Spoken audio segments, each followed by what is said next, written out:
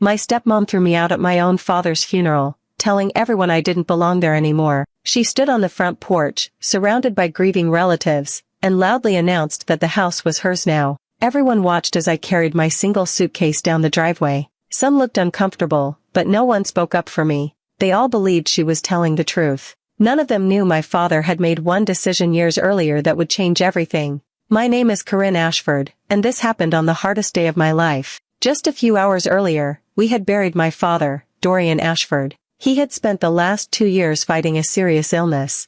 Losing him felt like losing the only person who had always believed in me. I could barely hold back my tears as I thanked family members for coming to the funeral. Before I could even finish speaking with my aunt, Lavinia, my stepmom, walked toward me with a cold look on her face. "I think it's time for you to leave," she said loudly enough for everyone to hear.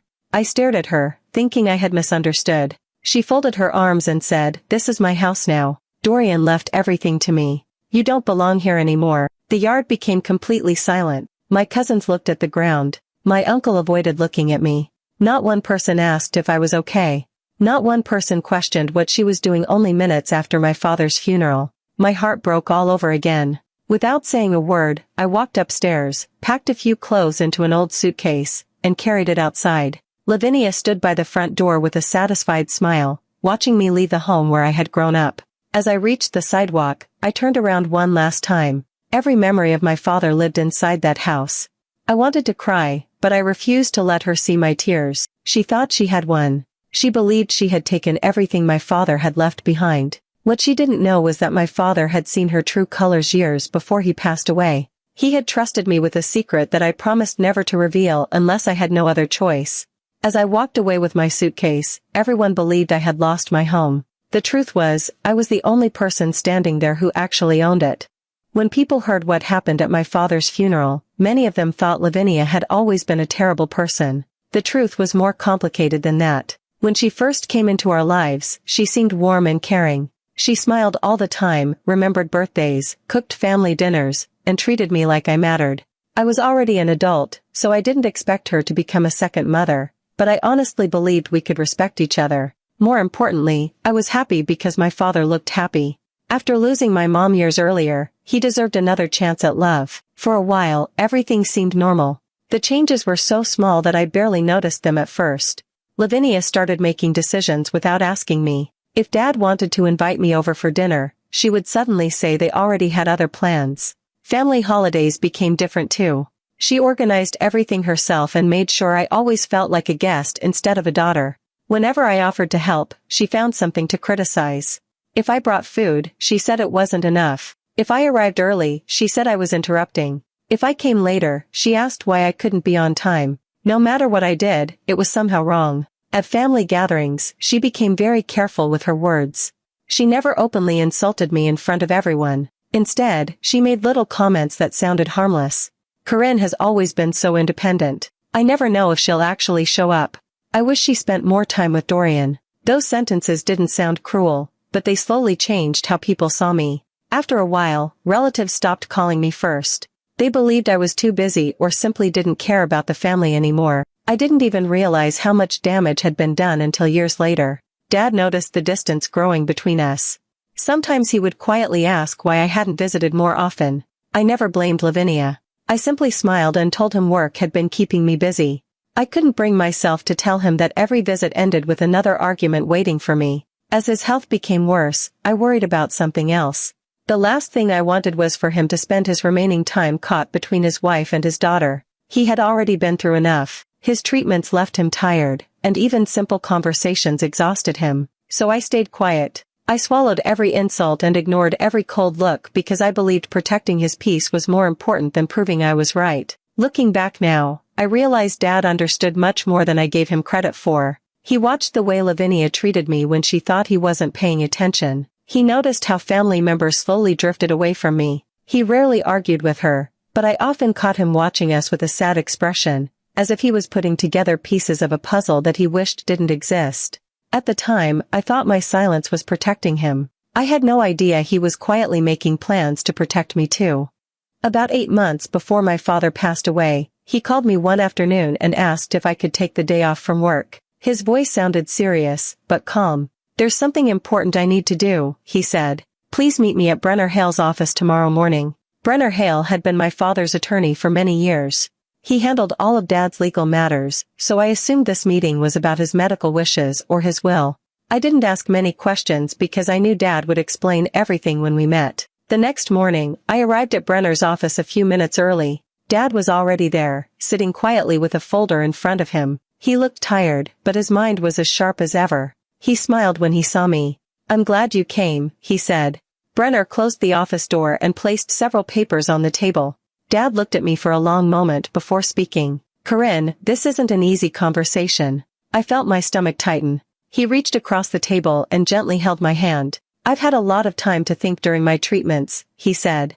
"I've been watching everything that happens in this family." For a few seconds, neither of us spoke. Then he sighed. "I don't trust Lavinia with this house anymore." Hearing those words surprised me. Dad rarely spoke badly about anyone, especially his own wife. He continued before I could respond. "I wanted to believe things would get better, but they haven't. I've noticed how she's treated you. I've noticed how she's tried to separate this family. She cares too much about what everything is worth." I tried to defend her, saying maybe there had been misunderstandings, but Dad slowly shook his head. "No, sweetheart. I've seen enough." Brenner quietly slid the paperwork toward us. Dad explained that he wanted the family home to stay with me. It wasn't because the house was expensive. It was because it was the place where our family had built so many memories before everything changed. "This house belongs with you," he said. "Your mother loved this place, and so do I." He signed every document carefully while Brenner witnessed everything. When it was finished, Brenner handed me copies of the paperwork and explained that the transfer was complete. From that day forward, I was the legal owner of the house. I stared at the papers, hardly believing what had just happened. "Dad, Lavinia is going to find out." He nodded. "Not unless you tell her." I looked at him, confused. "I don't want to fight," he said. "As long as she treats you fairly after I'm gone, there's no reason to mention any of this." Then his expression became more serious. "But if she ever tries to force you out or take what isn't hers, you protect yourself. Promise me." My eyes filled with tears. "I promise." He smiled with relief, as if a heavy weight had finally been lifted from his shoulders. Walking out of Brenner's office that day, I prayed I would never have to keep that promise. I truly believed the documents would stay locked away forever. I never imagined that only months later, on the very day we buried my father, that promise would become the only thing standing between me and losing the home he loved. The motel was only a few miles from the house, but it felt like I had been dropped into another world. The room was small, with faded walls, an old bed, and a single chair by the window. I placed my suitcase on the floor and sat on the edge of the bed without even taking off my shoes. For the first time that day, I let myself cry. I wasn't crying because of the house. I was crying because my father was gone. The silence in that room reminded me that I would never hear his voice again. I kept reaching for my phone, wanting to call him the way I always did after a difficult day. Then I remembered there would never be another call. That hurt more than anything. Hours passed before I looked at my phone again. I expected at least one message from a cousin or an aunt asking where I was staying or if I had eaten. Instead, there was almost nothing. One text simply said, "I'm sorry things turned out this way." Another relative wrote, "Maybe it's best if you give Lavinia some space." Neither of them asked if I was all right. It felt like everyone had already accepted her version of the story. I wondered what she had been telling people after I left. Maybe she said I had argued with her. Maybe she claimed I had demanded money. Whatever she told them, they believed it without hearing my side. That realization hurt more than being asked to leave. Families are supposed to stand together after losing someone they love. Instead, ours fell apart before the flowers from the funeral had even begun to fade. The next morning I bought a cup of coffee from the motel office and sat outside watching cars pass by. People were going to work, taking their children to school, living normal lives. Mine no longer felt normal. I thought about calling Brenner. The folder with the house documents was safely locked inside my suitcase. All I had to do was hand him the papers, and everything could change. But every time I reached for the zipper, I stopped. Dad had asked me to protect myself only if I had no other choice. Was I already at that point? Part of me wanted to walk away from everything. Maybe I could rent an apartment, start over somewhere else, and leave all the pain behind. The house carried wonderful memories, but it also carried years of quiet heartbreak. Still, every time I considered giving up, I remembered my father sitting across from me in Brenner's office. He hadn't given me that house because he wanted me to fight. He had given it to me because he wanted me to have a place where I would always belong. If I stayed silent now, I wouldn't just be walking away from a building. I would be walking away from the last promise I made to him. I closed my suitcase again and took a deep breath. I wasn't ready to reveal the truth yet, but for the first time since the funeral, I knew I couldn't hide forever. Soon, I would have to decide whether protecting my father's final wish was worth facing the family that had already turned against me. 2 days after the funeral, my phone rang while I was eating a sandwich in the motel room. It was Brenner. His voice was calm, but I could tell something was wrong. "Corinne, I think you need to know what's happening." I sat up straight. "What is it?" He paused before answering. "Lavinia has been calling real estate agents." For a moment, I thought I had heard him wrong. "So soon?" "I'm afraid so," he replied. "She wants the house listed as quickly as possible." I looked around the small motel room and felt my chest tighten. Dad had been gone for only a couple of days. His favorite chair was probably still sitting in the living room. His books were still on the shelves. His coffee mug was likely still in the kitchen. Yet Lavinia was already thinking about selling everything. Brenner continued. "I've also been told she's clearing out the house." "What do you mean?" "She's throwing away many of your father's personal belongings." Those words hit me harder than I expected. Dad wasn't someone who collected expensive things. Most of what he owned had little value to anyone else. But every item carried a memory. His old fishing hat reminded me of summer mornings by the lake. The worn blanket in his reading chair was the one he used every winter. The small toolbox in the garage was something he had owned for years. None of those things could ever be replaced. I thanked Brenner and ended the call, but I couldn't stop thinking about what he had said. Later that afternoon, one of my neighbors from the old street called me. She quietly told me she had seen large trash bags sitting by the curb outside the house. Workers had been carrying boxes out all morning. She said Lavinia was walking around the yard telling people she couldn't wait to sell the place and move somewhere better. Hearing that made something inside me change.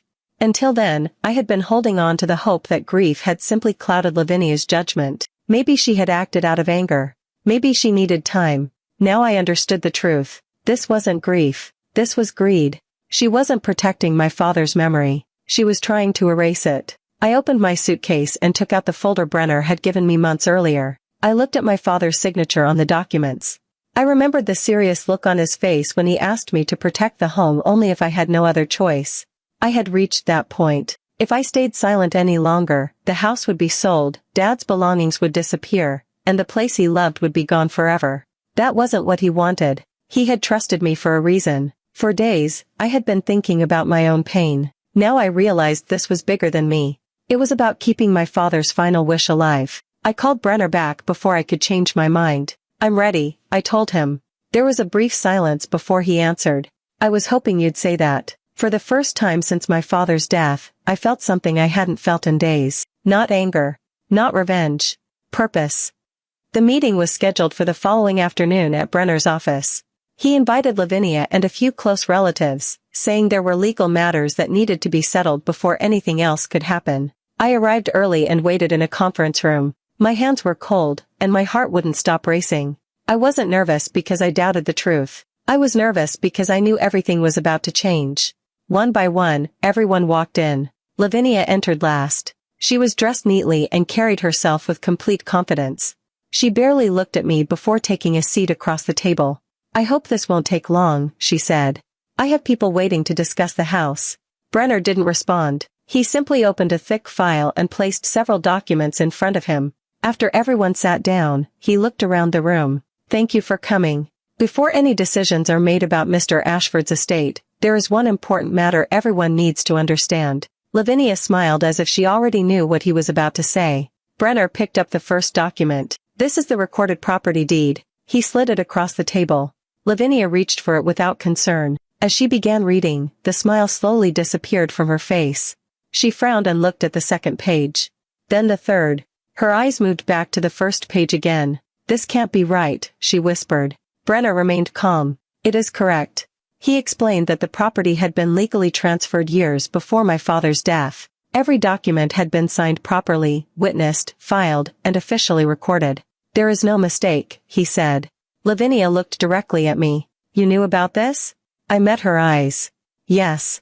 The room became so quiet that no one moved. My uncle leaned forward and asked Brenner to explain everything again. He carefully walked everyone through the timeline, showing when the transfer had taken place and confirming that my father had made the decision while fully capable of handling his own affairs. No one interrupted him. When he finished, he closed the file. As of the date of the transfer, he said, Corinne Ashford became the legal owner of the property. Lavinia slowly leaned back in her chair. For the first time since my father's funeral, she had nothing to say. The same woman who had ordered me out of the house had spent the last several days trying to remove the person who legally owned it. The truth was finally out, and everyone in that room knew exactly who had been telling the truth from the beginning. For a few moments, no one spoke. Then Lavinia pushed her chair back so hard that it scraped across the floor. "This is a lie," she shouted. She pointed at me with a shaking hand. "You planned this from the beginning. You turned Dorian against me." I stayed in my seat. There was nothing I needed to say. She looked at Brenner next. "You helped her steal my husband's house." Brenner calmly folded his hands. "No one stole anything. Your husband made his own decision." Lavinia refused to accept it. "He was sick," she argued. "He wasn't thinking clearly. Someone convinced him to sign those papers." She looked around the room, hoping someone would agree with her. No one answered. Brenner opened another folder. "I expected this question," he said. He placed several documents on the table. Before the property transfer, Mr. Ashford completed a full medical evaluation. His doctors confirmed that he understood every legal decision he was making. He handed copies to everyone. The reports were clear. Dad had been fully aware of his actions. He had answered every question correctly and had shown no sign that anyone was controlling him. Lavinia quickly looked through the papers, searching for something that would help her. She found nothing. Her face slowly changed from anger to panic. "This isn't fair," she said quietly. One of my aunts finally spoke. "So Dorian really chose to do this himself?" Brenner nodded. "Yes. It was entirely his decision." The room felt different now. The relatives who had refused to look at me after the funeral were finally looking at me. My cousin lowered his head. "I'm sorry, Corinne," he said. "I believed the wrong person." Another uncle sighed heavily. "We should have asked you what really happened." I appreciated their words, but they couldn't erase the memory of standing alone outside my childhood home with a suitcase in my hand. Trust doesn't return as quickly as apologies. Lavinia looked from one face to another. She realized the support she had counted on was disappearing. No one defended her anymore. She reached for one last chance. Turning toward me, she softened her voice. "Corinne, let's work something out. Just sign the house over to me, and we can put all of this behind us." I looked at her calmly. For years, she had tried to push me out of my own family. Now she was asking me for kindness she had never shown me. I simply shook my head. "My father made his decision," I said. "I'm going to honor it." Lavinia looked down at the table. For the first time since all of this began, she had nothing left to argue with. The truth had taken away every excuse she had. After the meeting ended, Brenner asked if I wanted to begin the legal process immediately. I nodded. There was no reason to wait any longer. The paperwork was prepared that same day, giving Lavinia a reasonable amount of time to leave the house. Everything was done through the proper legal process. I wasn't interested in surprising her or making her suffer. I only wanted my father's wishes to be respected. A few days later, I returned to the house. It was the first time I had stood in front of it since the funeral. The place looked exactly the same from the outside, but it felt different. I took a slow breath before walking through the front door. Lavinia was in the living room with several moving boxes. She looked tired. For a moment, neither of us spoke. I could have reminded her how she had treated me. I could have repeated the same cruel words she had used when she threw me out. Instead, I stayed quiet. There was nothing to gain from making someone feel smaller. The moving company arrived later that morning. They carried furniture and boxes to the truck while Lavinia packed the last of her personal belongings. Then I noticed an old suitcase sitting near the hallway. It looked almost identical to the one I had carried out of this house after my father's funeral. The memory came back so clearly that I had to look away. I remembered walking down the driveway while everyone watched in silence. I remembered feeling completely alone. Now our places had changed. The difference was that I wasn't standing at the door with a smile. I wasn't waiting for her to leave so I could enjoy her pain. I simply wanted this difficult chapter to end. Before she walked out, Lavinia stopped beside the front door. She looked around the house one last time. "I never thought it would end like this," she said quietly. "Neither did I. But some choices cannot be undone." She picked up her suitcase and walked outside without another word. I watched through the window until the moving truck disappeared at the end of the street. The house became silent again. For the first time in many years, it felt peaceful. I slowly walked from room to room. Every corner reminded me of my father. His favorite chair was still by the window. The old family clock was still hanging in the hallway. His presence seemed to fill every room. At that moment, I understood something important. Winning had never been about forcing someone out. It was about protecting the place my father had trusted me to keep. He had taught me that strength wasn't measured by how much pain you could return to someone else. Real strength was walking away from hatred even when you had every reason to hold on to it. That was the lesson I wanted to carry with me for the rest of my life. Life became much quieter after Lavinia left the house. I finally had time to settle in and take care of the things my father had left behind. Some days I sorted through old boxes. Other days I simply sat in the living room, remembering the good times we shared. About a week later, my doorbell rang. When I opened the door, my cousin Marissa was standing there. She looked nervous. "I know you probably don't want to see me," she said. I didn't answer right away. She lowered her eyes. "I should have stood up for you that day." I knew something felt wrong, but I stayed quiet because everyone else did. There was real regret in her voice. I invited her inside. We talked for nearly an hour. She admitted that Lavinia had been telling the family for years that I only cared about money and rarely visited Dad. Looking back, Marissa realized she had accepted those stories without ever asking me if they were true.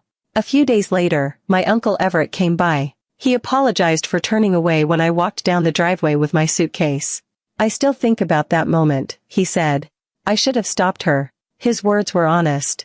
After that, more relatives visited. Some brought flowers. Others brought old photo albums they had borrowed from my father years earlier. Each person had the same reason for coming. They wanted forgiveness. I listened to every apology. Some were heartfelt. Others sounded like they simply felt embarrassed after learning the truth. Over time, I learned there was a difference between feeling sorry and taking responsibility.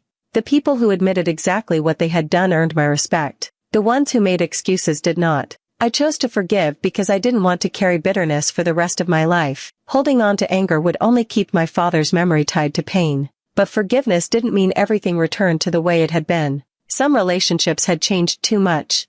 Trust is fragile. Once it breaks, it takes more than words to rebuild it. With some relatives, I kept a polite distance. With others, I slowly allowed them back into my life because they proved through their actions that they wanted to do better. My father used to tell me that character shows itself when life becomes difficult. Now I understood exactly what he meant. The funeral had revealed who was willing to believe gossip, who stayed silent when something was wrong, and who had the courage to admit their mistakes afterward. In the end, the greatest thing I inherited wasn't the house. It was the lesson that real family isn't measured by the last name you share or the money left behind. It's measured by the people who stand beside you when the truth is hardest to see. Several months passed, and life slowly found its rhythm again. The house no longer felt heavy with sadness. It felt like home again. I spent my weekends fixing small things that Dad never had the chance to finish. I painted the old fence, planted flowers near the front porch, and cleaned out the garage one shelf at a time. Every project made me feel closer to him. One afternoon, I found an old notebook tucked inside a cabinet in his workshop. It wasn't anything important. It was filled with little reminders, shopping lists, and simple notes about repairs around the house. On one page he had written, "Take care of what takes care of you." I smiled when I read it. That was exactly the kind of advice he loved to give. I framed that page and placed it in my home office where I could see it every day. People sometimes ask if I regret not giving Lavinia another chance. The answer is no. I don't hate her. I honestly hope she found a better path after everything that happened. But wishing someone well doesn't mean you have to invite them back into your life. Some doors are meant to stay closed. The peace I have today came from finally respecting my own worth. For too many years, I believed keeping quiet was the same as keeping peace. Now I know there is a difference. Sometimes speaking the truth is the only way to protect the people you love, even if they are no longer here to hear it. Dad understood that before I did. That is why he made his decision long before anyone else knew what was coming. He wasn't trying to punish anyone. He was trying to make sure I would always have one place where I belonged. His faith in me gave me strength during the hardest days of my life. Whenever I unlock the front door, I still think about the day I walked away carrying one small suitcase. Back then, I thought I had lost everything. Looking back, I realize I was only walking toward the truth. The house reminds me that kindness is not weakness. You can protect yourself without becoming cold. You can stand your ground without treating people the way they treated you. Those lessons are worth more than anything money could buy. My father's greatest gift was never the deed with my name on it. It was the confidence he placed in me. He believed I would do the right thing even when it was difficult. I try to honor that trust every single day. Life will always bring people who judge too quickly, believe the loudest voice, or chase things that don't really matter. I can't control that. What I can control is the kind of person I choose to be. When I lock the front door each night, I don't think about winning. I think about my father. I think about his quiet strength, his wisdom, and the promise I made to him. I kept that promise. In the end, the house stayed where he wanted it to stay. His memories stayed protected. And I finally understood that a real home is not built with walls or a roof. It is built with love, trust, and the people who never stop believing in you, even when the rest of the world does.